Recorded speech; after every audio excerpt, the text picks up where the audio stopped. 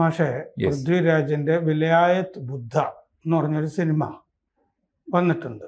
ഇത് വിലായത്ത് ബുദ്ധ മറ്റേ GR ഇന്ദുഗോപൻ എഴുതിയ നോവല് അധികരിച്ചിട്ടുള്ള സിനിമ ആണിത്. GR ഇന്ദുഗോപൻ എൻ്റെ സഹപ്രവർത്തകനായിരുന്നു മലയാള മനോരമയിൽ. അപ്പോൾ നല്ല നോവലായിട്ടൊക്കെ അറിയപ്പെടുന്നതാണ് വിലായത്ത് ബുദ്ധ. അപ്പോൾ ഇത് വിലായത്ത് ബുദ്ധ എന്ന് പറഞ്ഞാൽ മറയൂരൊക്കെയുള്ള ചന്ദനം, പ്രധാനപ്പെട്ട ചന്ദന മരത്തിനാണ് ഈ വിലായത്ത് ബുദ്ധ എന്ന് പറയുന്നത്. അതൊരാളുടെ വീട്ടിലുണ്ട്. പഞ്ചായത്ത് പ്രസിഡന്റൊക്കെ ആയിരുന്ന ആളാണ്. അപ്പോൾ അദ്ദേഹത്തിൻ്റെ ശവദാഹം ആ വിലായത്ത് ബുദ്ധ കൊണ്ട് നടത്തണം എന്നുള്ളതാണ് അദ്ദേഹത്തിൻ്റെ അവസാന ആഗ്രഹം. ഇതിൻ്റെ ഇടയിലേക്ക് മോഹനൻ എന്ന് പറഞ്ഞിട്ടൊരു ഗുണ്ട, ഈ മാഷ് പഠിപ്പിച്ച ആൾ തന്നെയാണ്, കയറി വരുന്നു. ഇതൊക്കെയാണ് ഇതിൻ്റെ സംഭവം. അപ്പോൾ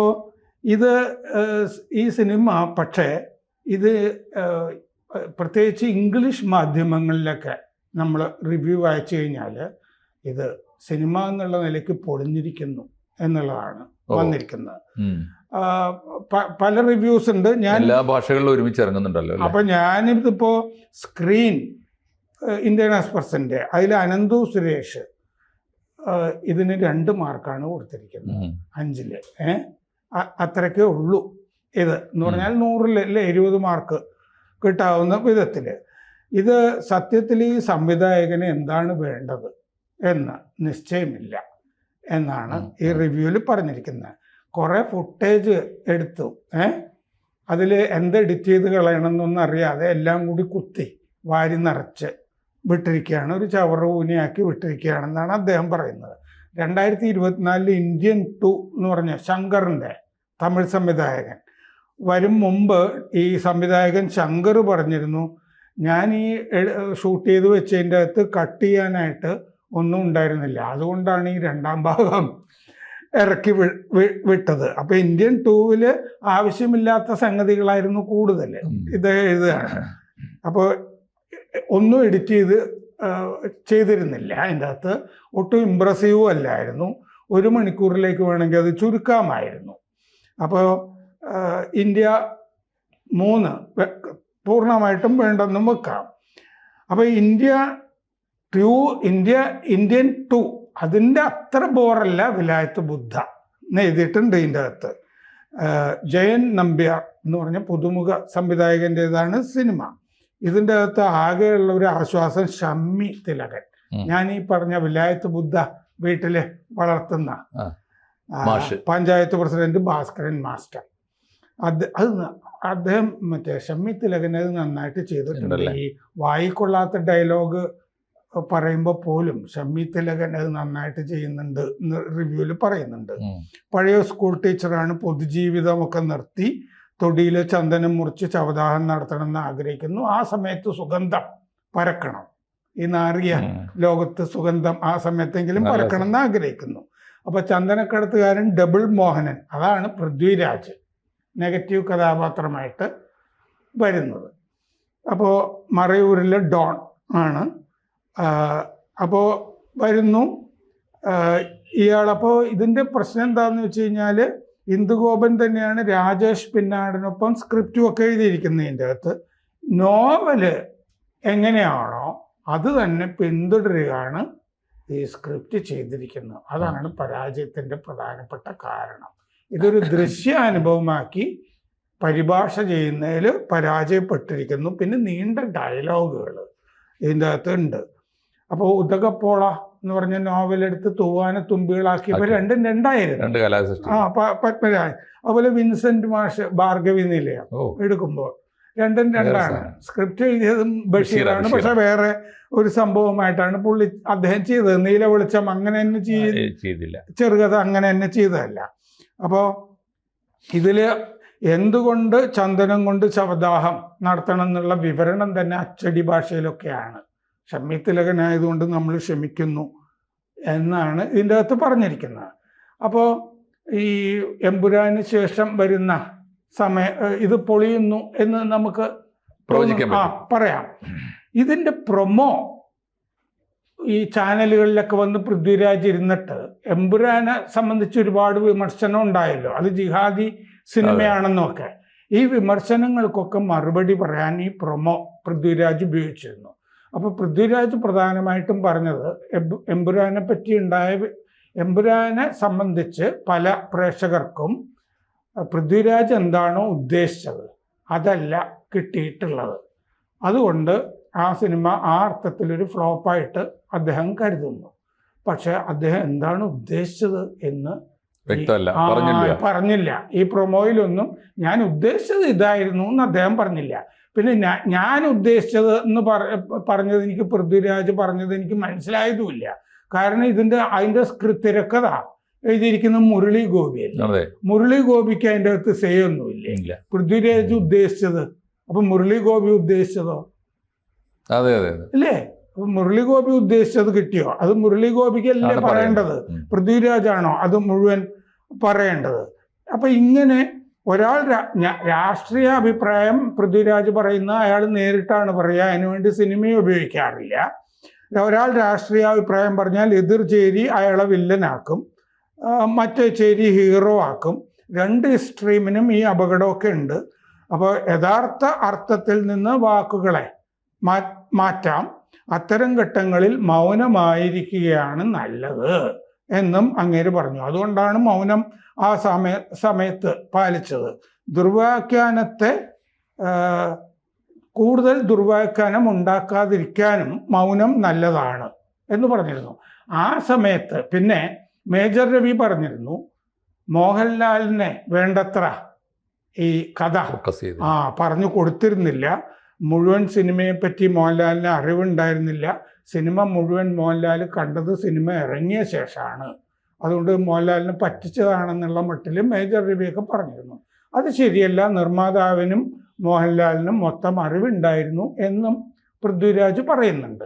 അപ്പോൾ ഈ വിലായത്ത് ബുദ്ധയുടെ പരാജയം അത് എമ്പുരാൻ്റെ അതുമായിട്ട് കൂട്ടിയിണക്കേണ്ടതുണ്ടോ?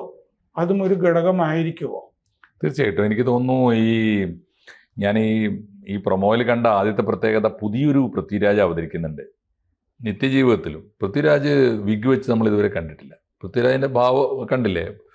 ഒരു ഭീകരമായ പുതിയ മുടിയും ഒക്കെ ആയിട്ടാണ് അവതരിക്കുന്നത്. പിന്നെ പൃഥ്വിരാജ് പറഞ്ഞ ഒരു കാര്യം വളരെ ശരിയാണ്.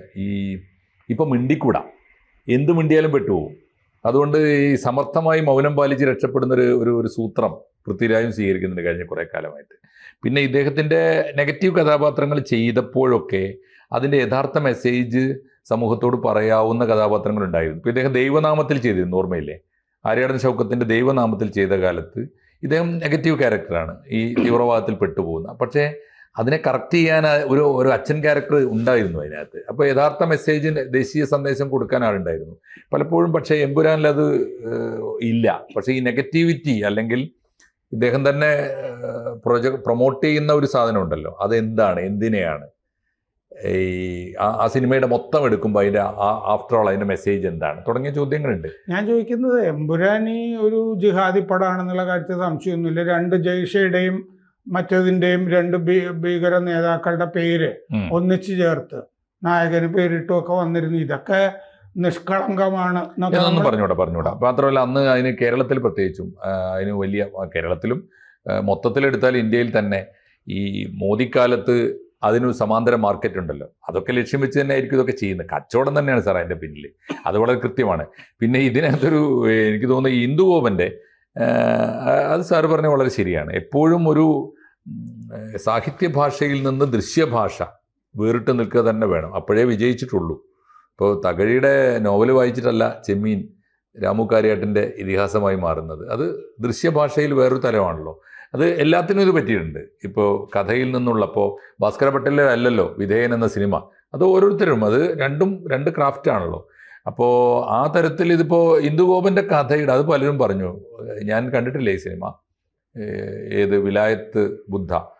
അപ്പോൾ പക്ഷേ ഇന്ദുഗോപൻ്റെ കഥയുടെ ഒരു ഭാഷയുടെ ചാതുര്യവും അതിൻ്റെ ഒരു ക്രാഫ്റ്റ്, പുതിയ ക്രാഫ്റ്റ്സ്മാൻമാരിൽ മലയാളത്തിൽ വളരെ വേറിട്ട് നിൽക്കുന്ന ഒരാളാട്ടോ ഇന്ദുഗോപന് മീൻസ് ആ ഒരു ലെവലിലൊന്നും ഒക്കെ ഈ ക്ലീശയായി തീർന്ന പുതിയ എഴുത്തുകാർ വന്നിട്ടില്ല. അപ്പോൾ ഇന്ദുഗോപൻ്റെ നോവലിനോട് പോലും നീതി പുലർത്താൻ പറ്റിയില്ല എന്ന് പറഞ്ഞാൽ അതിനെ അതിജയിച്ച് മുന്നോട്ട് പോകേണ്ടതാണ്. അതെല്ലാ ഏതൊരു സിനിമ, ഏതൊരു സാഹിത്യവും ഏതൊരു പുസ്തകവും സിനിമയായി തീരുമ്പോൾ മറ്റേതിനെ അതിജയിച്ച് മറ്റൊരു ലോകത്തേക്ക് കടന്നു പോകാൻ അങ്ങനെയാണ് ഭാവുകത്വത്തിന്റെ വേറൊരു ലോകം സൃഷ്ടിക്കാൻ കഴിഞ്ഞില്ലെങ്കിൽ അത് വിജയിക്കില്ല. അത് തന്നെയാണ് ഇതിലും സംഭവിച്ചിട്ടുണ്ടാവുക. കണ്ട എല്ലാവരും പറയുന്നു, നോവൽ വായിച്ചിട്ട് സിനിമ കാണാൻ പോയവരുണ്ട്, പലരുണ്ട്. ഒരു പറയുന്നത് അതിൻ്റെ 7 അയലത്ത് വെക്കാൻ പറ്റിയില്ല എന്നാണ് എനിക്ക് തോന്നുന്നു. അതിൻ്റെ ഒരു അല്ല, അത് നമുക്ക് മനസ്സിലായി. ആ നോവല് സിനിമയാക്കിയപ്പോൾ വിജയിച്ചിട്ടില്ല എന്നുള്ള കാര്യം.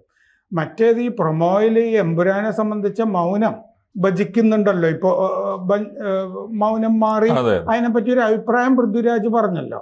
ഞാൻ ഉദ്ദേശിച്ചത് അല്ല പ്രേക്ഷകർക്ക് കിട്ടിയതെന്ന്.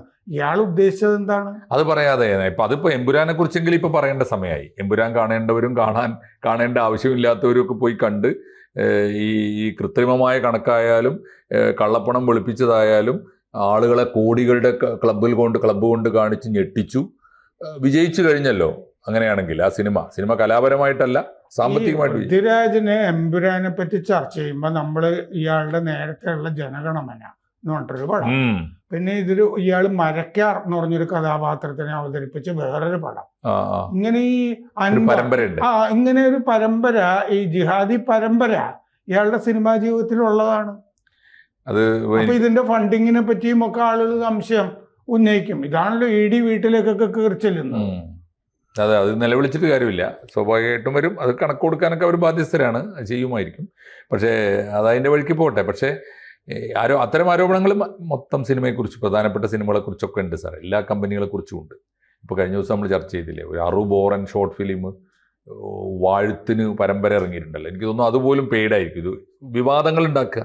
ലോക ക്ലാസിക് സിനിമയാണെന്നൊരു കൂട്ടരും, അല്ല ഇത് ചവറാണെന്ന് പറയുമ്പോൾ ഉണ്ടാവുന്ന അതിനിടയിൽ ഇത് കണ്ടുപോകില്ല ആളുകൾക്ക്.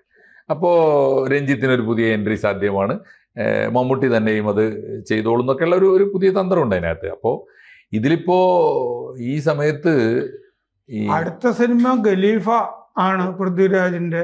ഏത് മറ്റേ പരമ്പര നിന്നിട്ടൊന്നുമില്ല, തുടർച്ചയായിട്ട് പോവുകയാണ്. അല്ല, അത് നടക്കട്ടെ. അദ്ദേഹത്തിന്റെ ഒരു ഏരിയ ആയിട്ട് തിരഞ്ഞെടുത്തിട്ട് മുന്നോട്ട് പോകുന്നത് ഈ പുതിയ ഇന്ത്യയിലെ ഒരു സമാന്തര സാമ്രാജ്യം ഉണ്ടല്ലോ. ഭാരതീയമായ ഒരു മുഖ്യധാരാ പാരമ്പര്യവും അതിനെ നിഷേധിക്കുന്ന ഒരു അർബൻ നക്സലൈറ്റ് എന്നൊക്കെ പറയുന്ന ഒരു പാരമ്പര്യം ഉണ്ടല്ലോ. അതിന് കോൺട്രിബ്യൂട്ട് ചെയ്യാനായിരിക്കാം അദ്ദേഹം ഉദ്ദേശിക്കുന്നത്. ആവട്ടെ, അങ്ങനെ ബ്രാൻഡ് ചെയ്യപ്പെടുന്നത് അദ്ദേഹത്തിന് ഇഷ്ടമാണെങ്കിൽ, നല്ലതാണെന്ന് തോന്നുന്നുണ്ടെങ്കിൽ, സാമ്പത്തിക വിജയം എന്നൊക്കെയുള്ള തോന്നലുണ്ടെങ്കിൽ ഉണ്ടായിക്കൊള്ളട്ടെ. പിന്നെ സുകുമാരൻ്റെ ഒരു പഴയ പൊളിറ്റിക്സ് രാഷ്ട്രീയ പാരമ്പര്യവും കാണുമല്ലോ.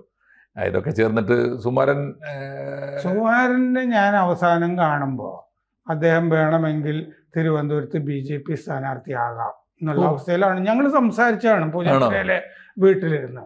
കാരണം MS കുമാർ BJPയുടെ നേതാവ് എന്നോട് പറഞ്ഞു അദ്ദേഹം മത്സരിക്കാൻ സാധ്യതയുണ്ട്, BJPയുടെ പാർട്ടി ആവശ്യപ്പെടുകയാണെങ്കിൽ ഞാൻ മത്സരിക്കുന്നത് എന്നോട് പറയുകയും ചെയ്തു. ശരി, അദ്ദേഹം ഹിന്ദുത്വ പാതയിലേക്ക് വന്നിരുന്നു.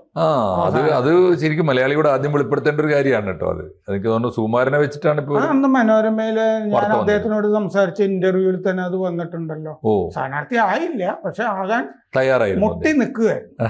അത് ശരി, പിന്നെ ആയുസ് ഉണ്ടായില്ല അല്ലെ? അതുകൊണ്ടാണ്. അല്ലെങ്കിൽ അദ്ദേഹം വേറൊരു സുകുമാരനെ നമുക്ക് കാണുമായിരുന്നു. അച്ഛന്റെ പാതയിലൊന്നും അല്ല അല്ലേ? അച്ഛൻ എത്തിയിടത്തോളം എത്തിയിട്ടുമില്ല എന്ന് പറയാം. തിരിച്ചറിവ് ഉണ്ടായിട്ടില്ല എന്ന് പറയാം. തീർച്ചയായിട്ടും നമുക്ക് കാത്തിരിക്കാം. എന്തായാലും ഈ സിനിമ എനിക്ക് സങ്കടം തോന്നുന്നത് ഇന്ദു ഗോപന്റെ ഒരു നോവല് മലയാളത്തിൽ സിനിമയായി വന്നിട്ട് അത് പരാജയപ്പെടുന്നു എന്ന് പറയുന്നത് ആരുടെ പിടിപ്പുകൾ കൊണ്ടാണെങ്കിലും അത് നന്നായില്ല എന്ന് നമുക്ക് പറയാം. നമ്മൾ തീർച്ചയായിട്ടും ആ സിനിമ ഇനിയിപ്പോൾ വിമർശിക്കാൻ വേണ്ടിയാണെങ്കിൽ പോലും ഇന്ദു ഗോപന്റെ നോവലിനോട് ഈ സിനിമ നീതി പുലർത്തിയിട്ടുണ്ടോ എന്ന് അറിയാൻ വിലായത്ത് ബുദ്ധ ഒരു കാര്യം കൂടി, ഒരു കൗതുകത്തിനൊരു വാക്ക് ചേർത്ത് പറയേണ്ടതുണ്ട് സാർ. ഈ മലയാളത്തിലെ ഈ ആലോചിച്ച് നോക്കും, മനുഷ്യൻ്റെ പേരുകളൊക്കെ നോക്കുക. ഈ ബുദ്ധൻ ഏതെല്ലാം സന്ദർഭങ്ങളിലാണ് വിരുദ്ധ സന്ദർഭങ്ങൾ വിനിയോഗിക്കപ്പെടുക. ആറ്റം ബോംബ് തൊട്ട് ഈ ചന്ദനമരം വരെയുള്ളതിന് ഉപയോഗിക്കപ്പെടുക. ഞാൻ കൂട്ടത്തിലൊരു കാര്യം, ഞാൻ എൻ്റെ നാട്ടിലൊരു അതില് നമ്മൾ വേറെ ആരെയും കുറ്റം പറയേണ്ട കാര്യമില്ല. ബുദ്ധമത അനുയായികൾ തന്നെ കുറ്റം പറഞ്ഞാൽ മതി. ഞാൻ പണ്ട് എഴുതിയിട്ടുണ്ട് മലയാള മനോരമയിൽ ഈ പ്രശ്നം, മാതൃഭൂമി ആഴ്ചപ്പതിപ്പില്. അതായത് ഒരു ശ്രീലങ്കയിലെ പാർലമെന്റിൽ ഒരിക്കൽ ബോംബെറിഞ്ഞ ആള് ബുദ്ധമത അനുയായിയായിരുന്നു.